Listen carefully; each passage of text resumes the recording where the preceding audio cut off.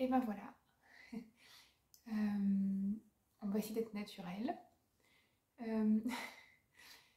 Voilà, je m'appelle Agathe, je vous souhaite bienvenue sur ce premier épisode de podcast où je vais essayer de vous parler de mon univers en général, sachant qu'il est composé de beaucoup de laine, un peu de couture, parfois un peu de dessin, de la danse. Enfin voilà, j'aimerais partager avec vous et avec le monde euh, ce que je fais avec mes mains et comment je vois la créativité en général.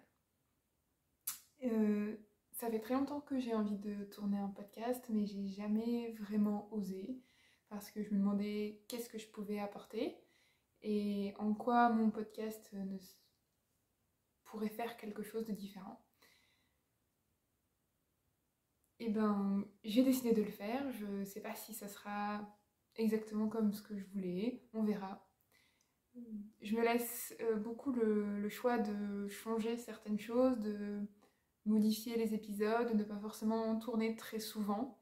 Je vais essayer de me laisser le plus de liberté possible et de répondre aux besoins que j'ai maintenant.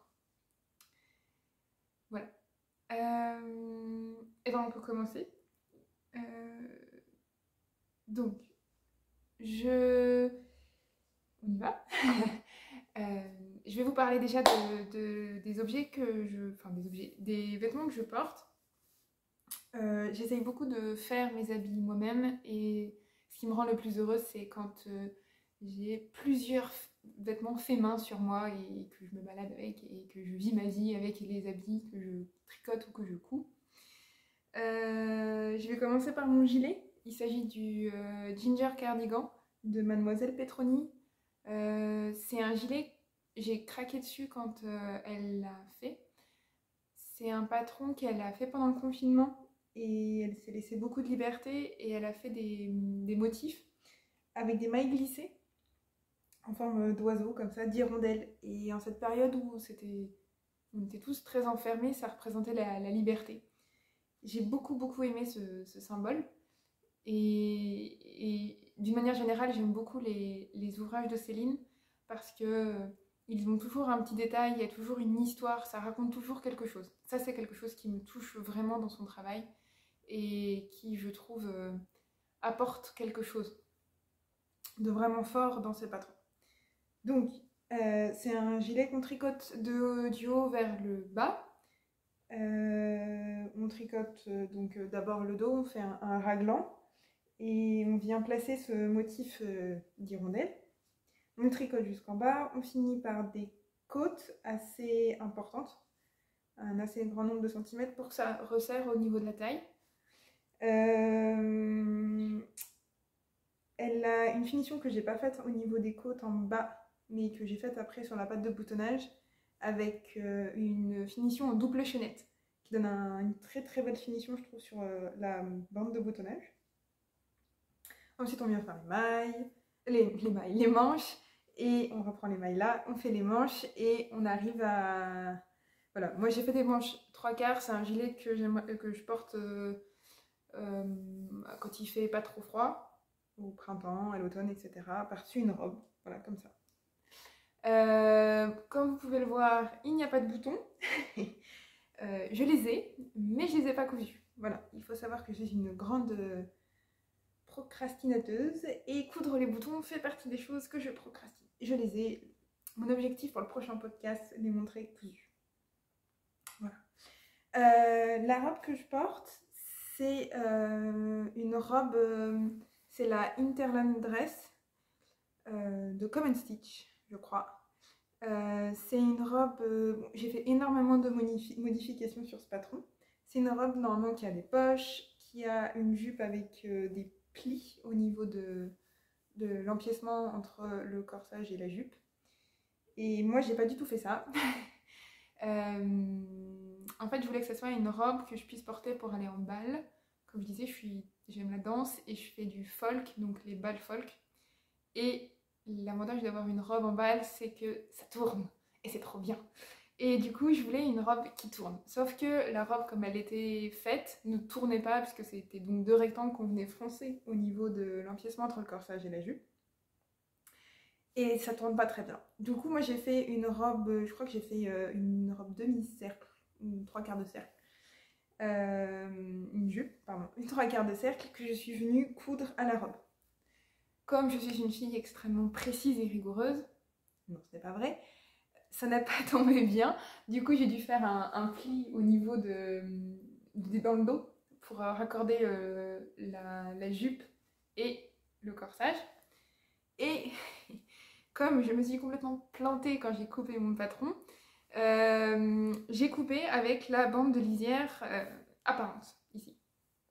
Et comme ça n'allait pas du tout, puisqu'on voyait toute la lisière du tissu le long, j'ai décidé de mettre ce galon de dentelle. Voilà.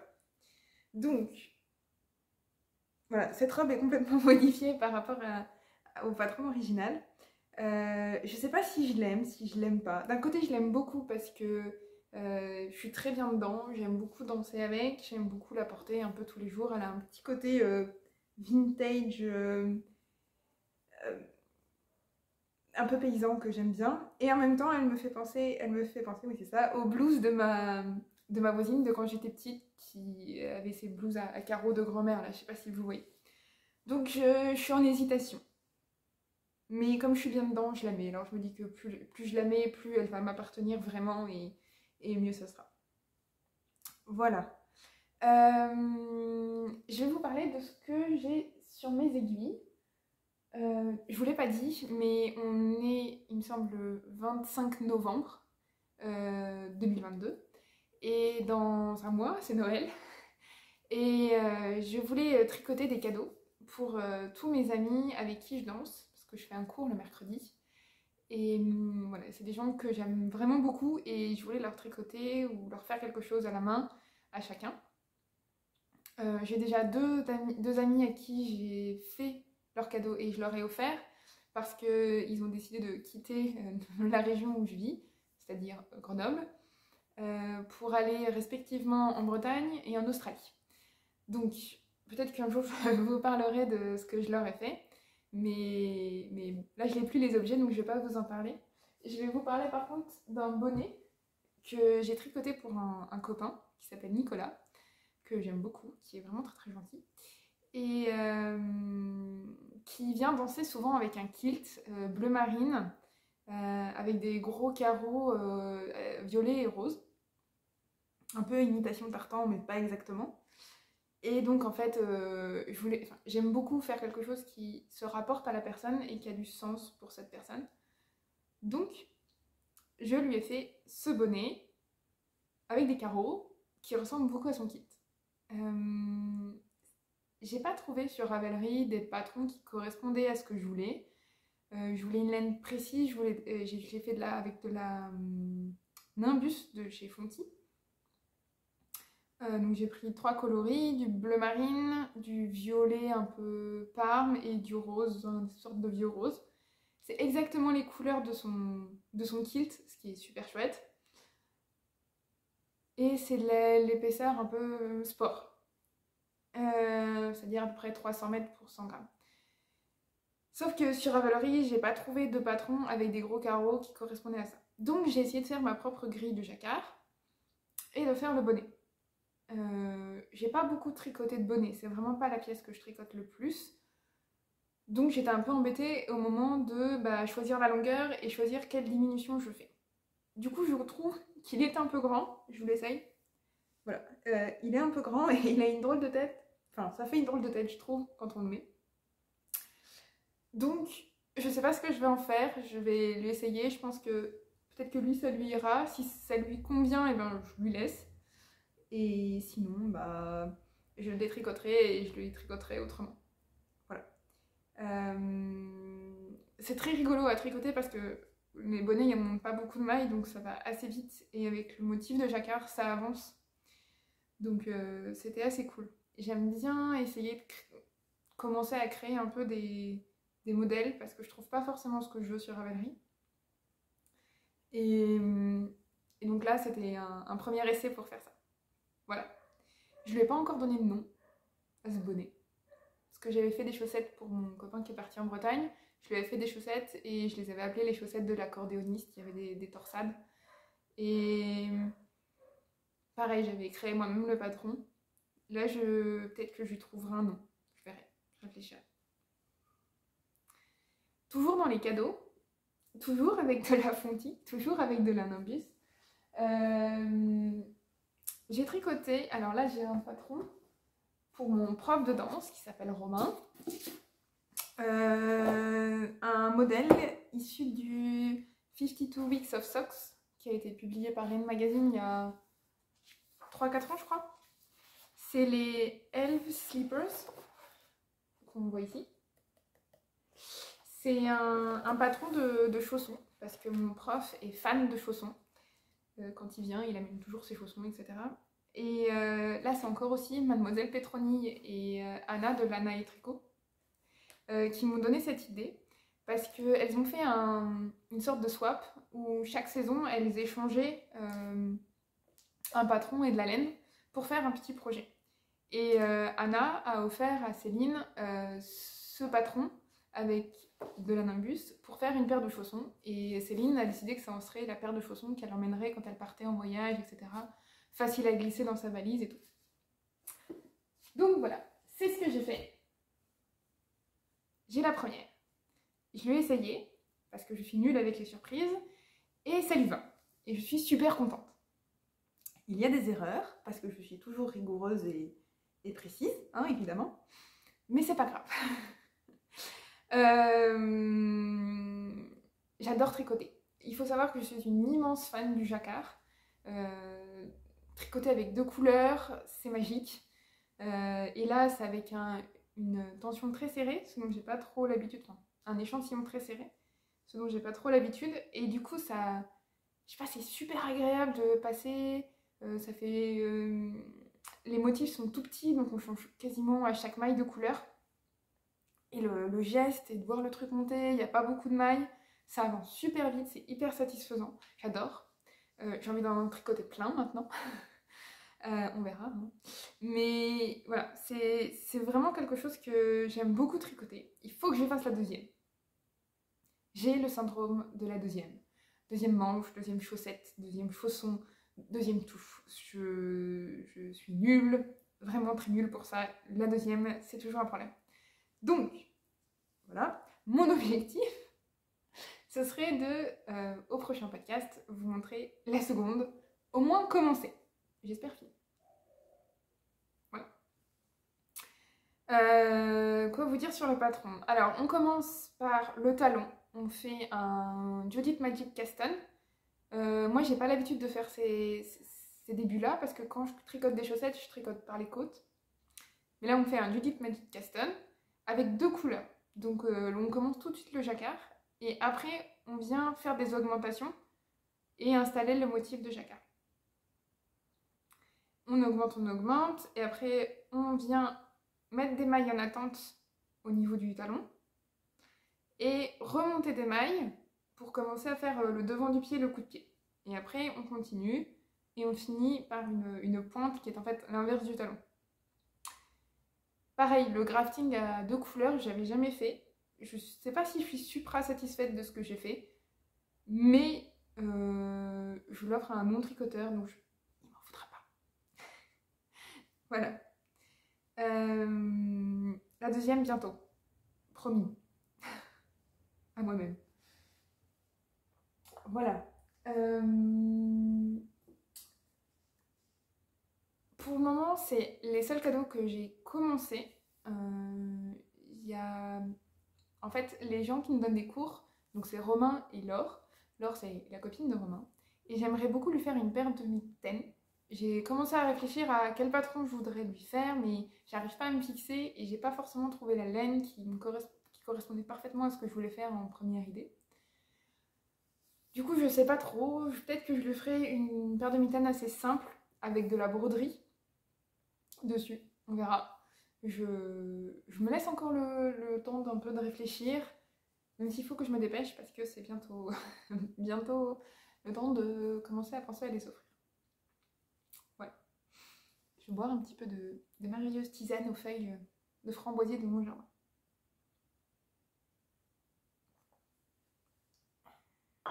Alors, je voudrais vous parler maintenant. J'aurais aimé vous parler totalement du projet, mais je peux pas parce que c'est un test secret pour Mademoiselle Petroni, Céline. Oui, je suis une grande fan du travail de Céline. Donc, je vais vous parler de la laine parce que je suis tombée amoureuse de cette laine, qu'elle est trop bien et elle est super douce. Hop. Donc, voilà la laine. Elle est super fluff. Donc, j'ai proposé, enfin, Céline a proposé que je teste un patron pour elle. Il faut savoir que je suis Céline sur sa page Patreon. Et donc, je lui ai proposé elle a lancé un appel au test pour un projet secret. Et j'ai accepté de faire ce projet. J'avais pas la laine à la maison. Quel dommage, j'ai dû acheter de la laine. Mon Dieu, je n'aime pas ça. Non, c'est pas vrai. Je n'avais pas la laine à la maison qui correspondait. Donc je suis allée voir Anna dans sa boutique à Grenoble, comme j'habite pas très loin, c'est très pratique. Et elle m'a conseillé une laine vers laquelle je ne me serais pas du tout tournée en première intention. J'aime énormément les laines rustiques, les laines non superwash, les laines qui grattent. La Lopi, c'est l'amour de ma vie.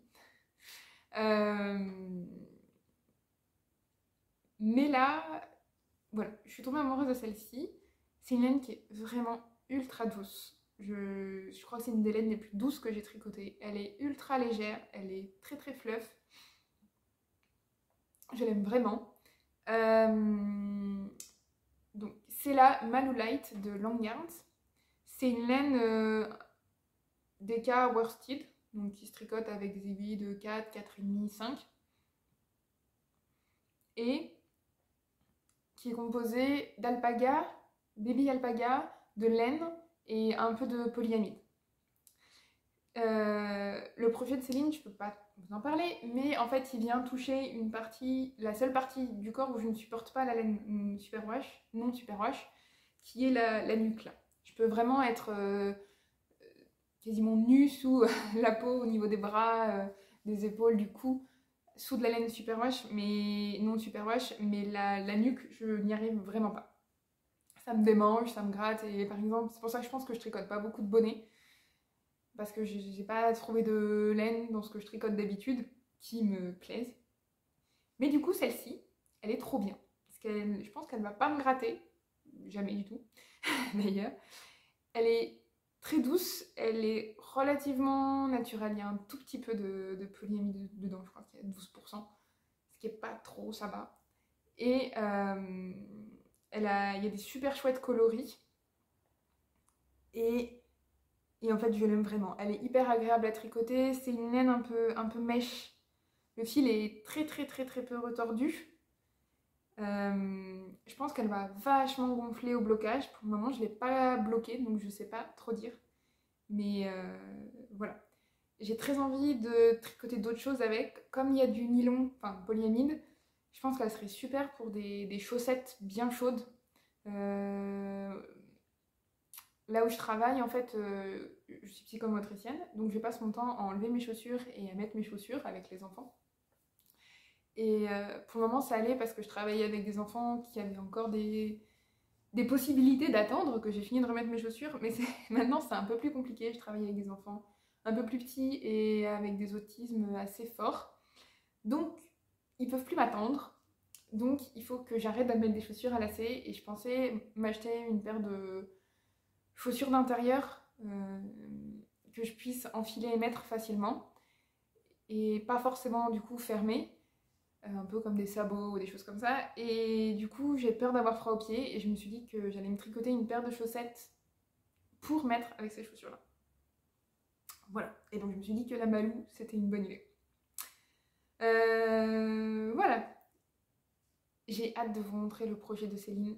Il va être magnifique, je vous jure. Il va être trop bien. Voilà. Très romantique, vintage. J'adore. Franchement, si vous connaissez pas le travail de Céline, allez-y parce qu'il est vraiment chouette.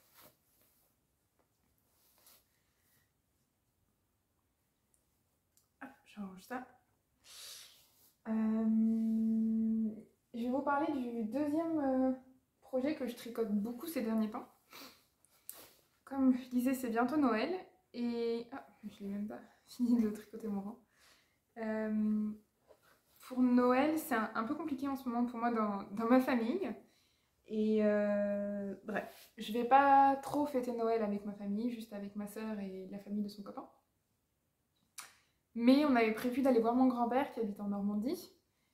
Et l'année dernière, je lui avais tricoté une paire de chaussettes. Donc il avait été super content parce que, sûrement vous savez, avec la vieillesse, les pieds gonflent vachement. Et ça devenait vraiment compliqué pour lui d'enfiler des chaussettes du commerce. Et donc, je lui avais tricoté une paire de chaussettes tout en côte pour avoir max d'élasticité et pour qu'il puisse les enfiler facilement. Voilà. Il les a adorées et m'en a recommandé une paire. Du coup, voici la première chaussette, pas finie, des chaussettes pour mon grand-père. Je regarde mon feu, il va falloir que j'aille le retourner tout à l'heure. C'est une recette de chaussettes que moi j'ai faite, donc j'ai monté 72 mailles donc par les côtes. Je fais un tube tout en côte, là je crois que j'ai fait 15 cm de côte. Je fais un talon renforcé avec gousset, avec un système de mailles glissées. Le talonnet avec des ronds raccourcis, et puis après le pied. Donc pareil, avec des côtes sur le dessus pour avoir un peu d'élasticité. Et donc là, il faut que je fasse 22 cm et demi avant de faire la pointe. Et je crois que j'en suis à 19. La laine, c'est une laine... oh ouais, c'est toute une histoire cette laine. C'est une laine de Life in the Long Grass. C'est une marque de teinture à la main irlandaise qui fait des super belles couleurs, notamment des verts et des orangés, qui sont les couleurs que j'aime le plus au monde, même si là je porte du rose. Et enfin, j'ai passé une commande chez elle, mais au moment où je passais ma commande, il y a eu une mise à jour sur le site, ce qui fait que ma commande n'est pas partie. Enfin, j'ai réglé, mais elle n'a jamais eu ma commande. Et du coup, au bout de 3 semaines, je me dis, quand même, c'est un peu bizarre. Alors je lui envoie un petit mail, elle me dit, mais en fait, non, vous n'avez pas passé commande chez moi. Alors je lui envoie la preuve que mon compte a été débité. Et du coup, elle s'excuse 1000 fois. Et du coup, elle décide, parce qu'elle est vraiment sympa, de m'offrir 2 écheveaux de laine. Un en laine... C'était du lin et du mérinos, que j'ai pas tricoté encore. Non, si, lin mérinos. Et d'un magnifique roux écureuil. Et du coup, cette laine-là, avec des zébrures, et je crois que c'est du BFL. Et du polyémie, parce que ça s'appelle BFL Socks, je crois que ça s'appelle. Et ben, je ne savais pas quoi faire de cet écheveau. Je suis pas une super fan des zébrures, je crois, c'est pour ça. Enfin, voilà. Et du coup, je me suis dit, je vais les tricoter à mon grand-père, il sera content, parce que lui, il aime bien un peu quand c'est varié.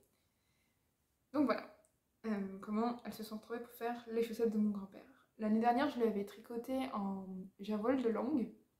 Et du coup, là, du BFL, c'est une laine que j'aime beaucoup. Donc je pense que ça va lui plaire. Il me faut à peu près 100 grammes de laine pour faire des chaussettes à mon grand-père parce qu'il fait du 43 et puis je lui fais des côtes relativement longues et que les côtes ça mange de la laine. Donc je pense que les chevaux vont y passer. Si j'ai un reste, je les mettrai dans une paire pour moi. J'aime bien faire coïncider un peu les... Enfin comment dire, mettre des morceaux de laine, des restes de laine que j'ai tricotés pour des amis ou pour de la famille, que j'ai offert en cadeau pour moi. Ça, je sais pas, ça me... Comme dit mon amie Iris, ça fait des liens invisibles,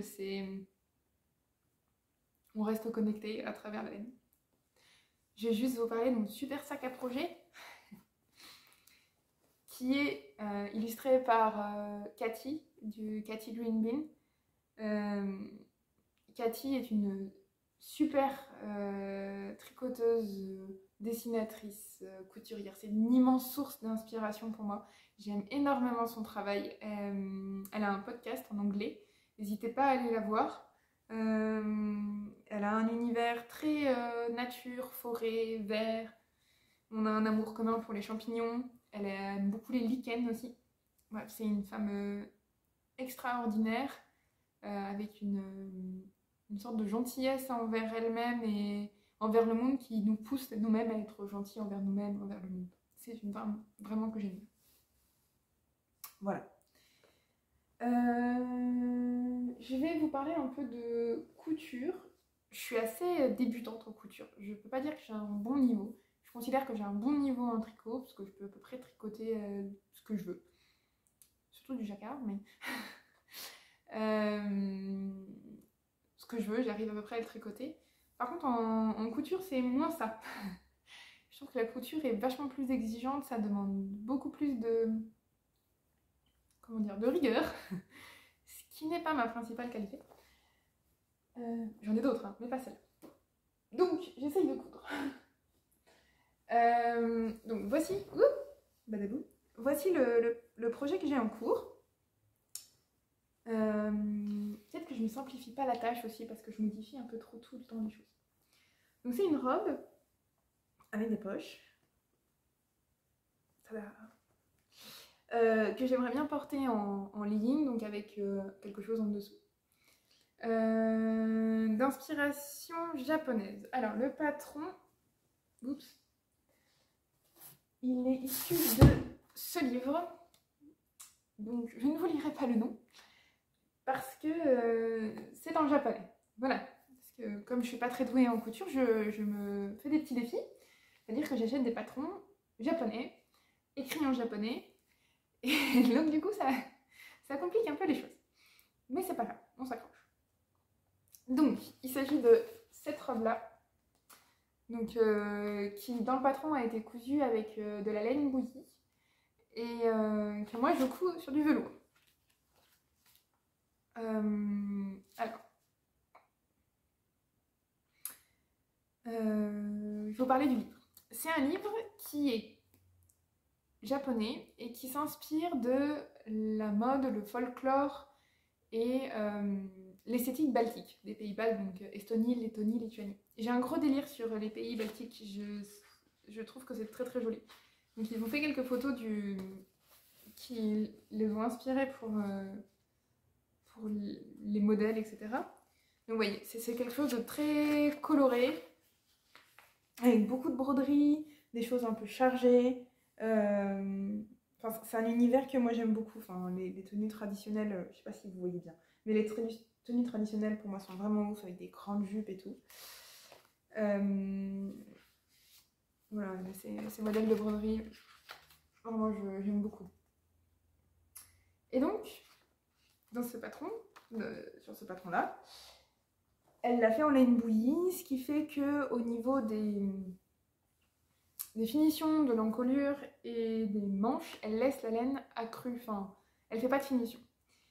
Et moi, il fallait que je fasse des finitions parce que je l'ai fait avec du velours qui n'était pas prévu pour ça à la base, qui était prévu pour faire un pantalon, mais c'est pas grave. Et du coup, j'ai décidé de rajouter une doublure. Donc ma doublure, c'est du lin que j'ai acheté à la maison de la machine à coudre à Grenoble. C'est une marque assez connue de tissus qui font des tissus extraordinaires. C'est Raffle Piper Co. Non, Raffle Piper Company, qui fait toujours des tissus assez chargés et assez fun, quoi. J'ai fait toute une combinaison dans ce tissu et ça, ce sont mes chutes. Voilà. Je l'ai utilisé aussi pour faire les poches.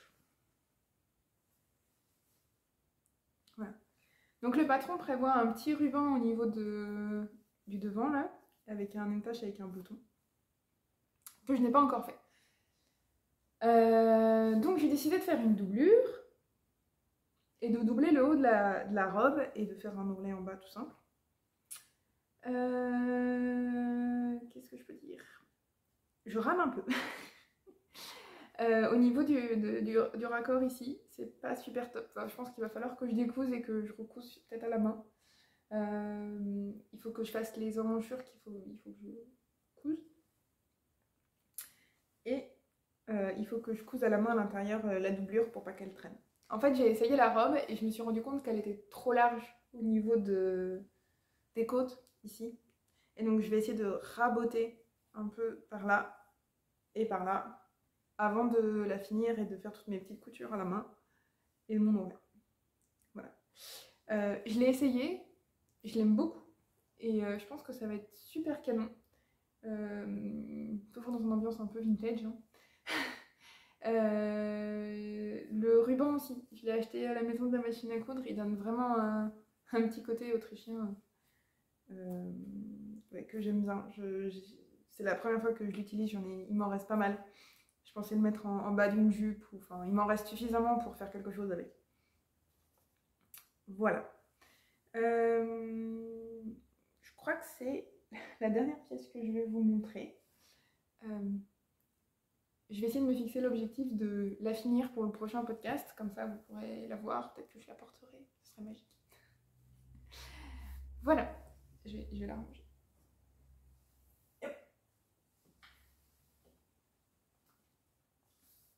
Ok. Voilà, je sais pas du tout combien de temps ça a duré. J'espère que ça a été agréable pour vous à regarder. Pour moi, c'est assez nouveau de parler face à juste mon téléphone. J'espère que le son était bon, j'espère que tout c'était écoutable, entendable.